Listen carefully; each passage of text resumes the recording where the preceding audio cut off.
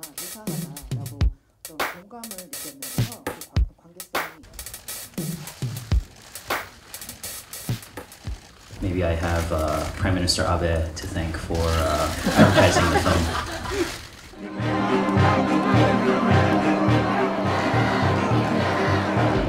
本人は、ほとんどこんな問題嘘だろうと。あんまり信じてる人はもういないと思うんですよね。そんなことないよねって、強制連行なんかやりっこないよね。So I was always very aware of my position as a third party. Being Japanese American, I think gave me the privilege to interview the people that I interviewed. Bluntly told me that had I been just Korean or had I been just Japanese, they wouldn't have done the interviews with me.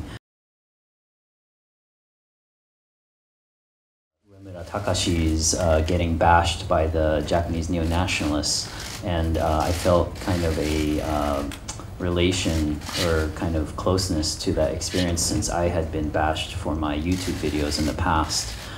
Prior to that experience of or hearing about Takeshi, I didn't really know much about the comfort women issue, and I just kind of just briefly heard about it. So, well, I became interested in making the film because I noticed that there was a gap in information between Koreans and Japanese people. What they hear about the comfort women issue from their respective countries seems to be very different. And I think that's the reason why they often get into arguments or fights about this.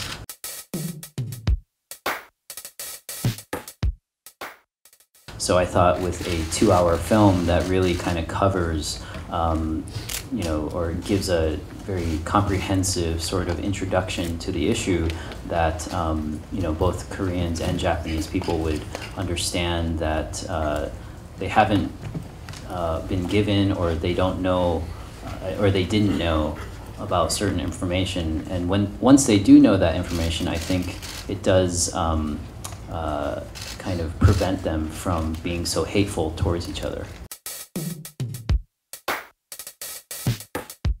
Of course, there are people who don't like the film, but I would say the majority of the people who see the film like it.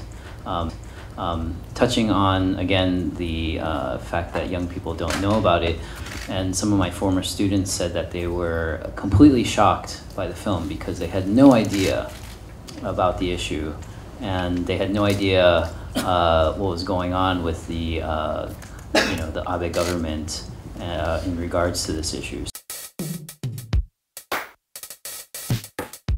Yeah, so since the movie came out, the so-called revisionists who are in the film, they have been trying to discredit the film as much as possible by saying that I deceived them.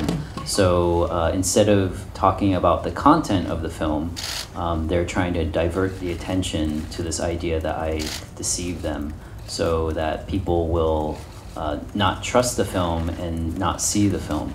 And they've taken a step further and tried or are going to sue me. Press conference, I think that their claims are quite ridiculous, and we'll have to see in the court of law. Yeah.